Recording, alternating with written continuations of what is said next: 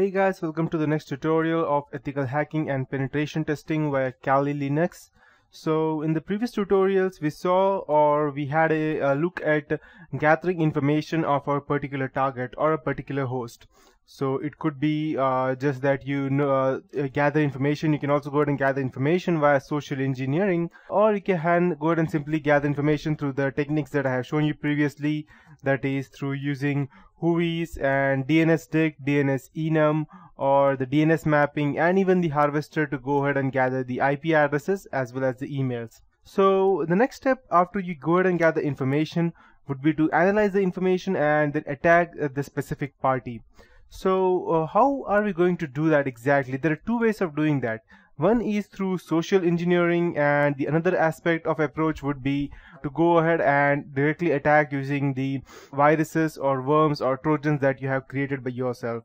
So but there is still one question in mind, that using technical knowledge to go ahead into hacking, it is good, but still it's not that easy, because you never know what kind of information are you going to give out while you're going to go ahead and target the attack. Or let's say if the person has the IDS already and you go ahead and try to create some malware, and if the IDS, that is intrusion detection system, go ahead and picks up your antivirus, then your virus will be caught and you may not be able to perform the attack.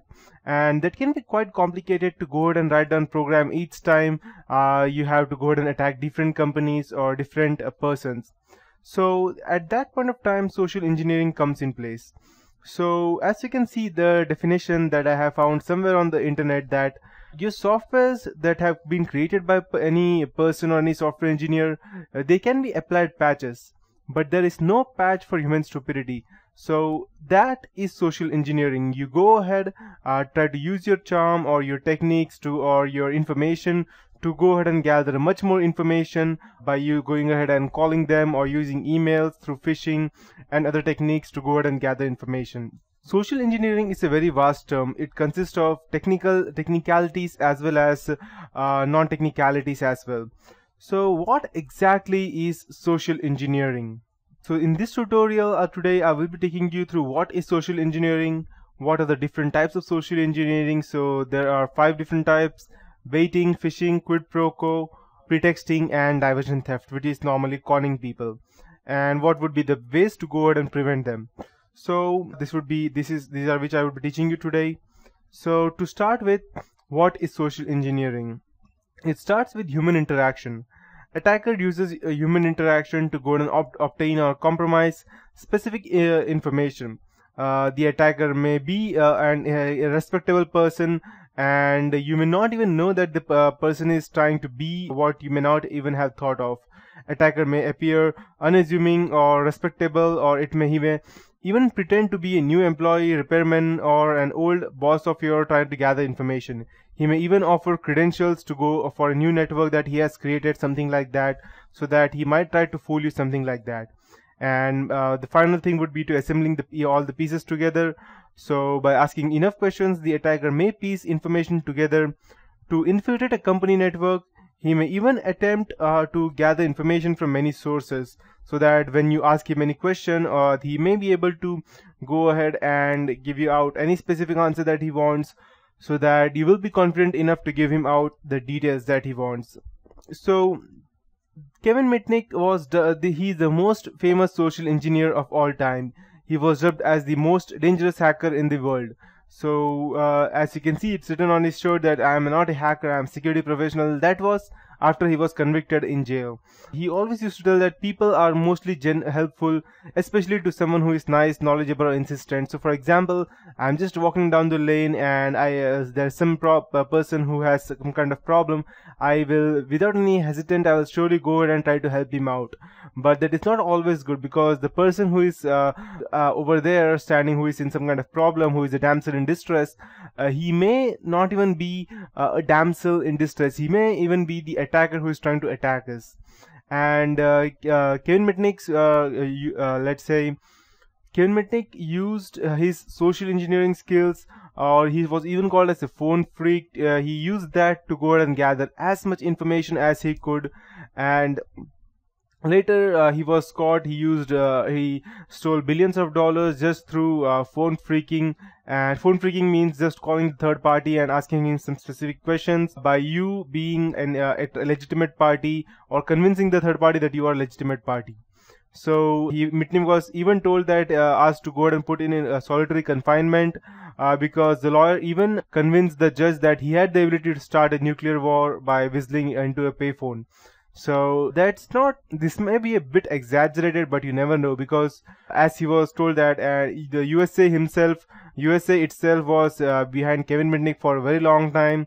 And the worst part of it was that whenever he was about to get caught, but he was not caught, or he narrowly escaped some situation, he always used to leave donuts for the cops over there, just to tease them. Or so he was not only a good phone phreaker, but he was also very good in escaping things.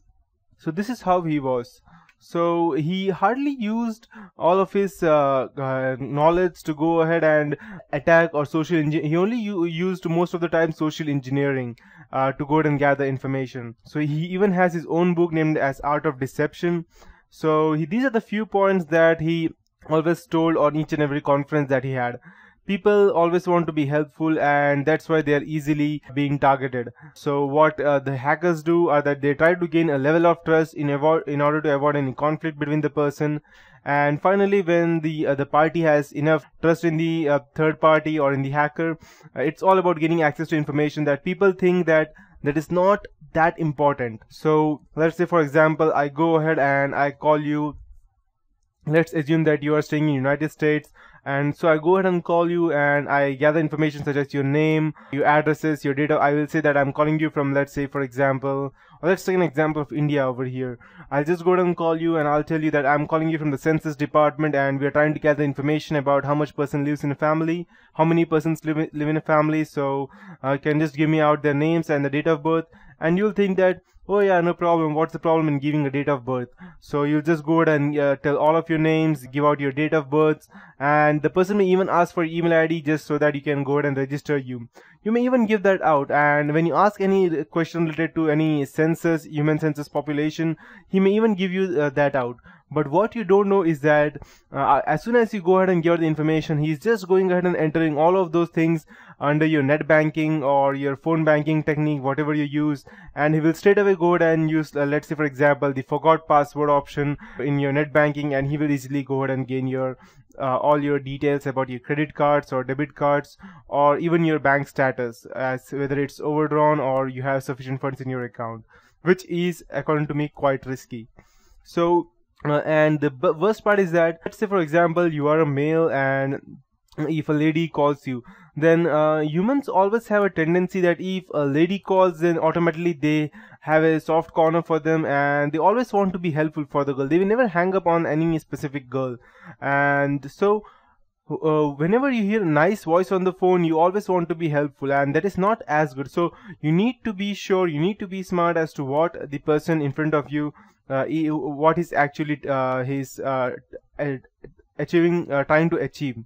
So social engineering cannot be blocked by technology alone, or I can say it can never be blocked by technology, because the only fault that in social engineering would be of the person, not of any specific company. And when you say social engineering cannot be blocked by technology, you may always need to make sure that you are smart and you're not going to give out any information even to any random party. And people nowadays don't normally think much of that, because let's say, for example, people normally go ahead and create their accounts on Facebook, and they give out all the information on Facebook, such as where they live and what their phone numbers are, what's their email ID, or even the pics they take, that gives such much information about what this person likes, how does it wear. So that can be went ahead and created a specific amount of information.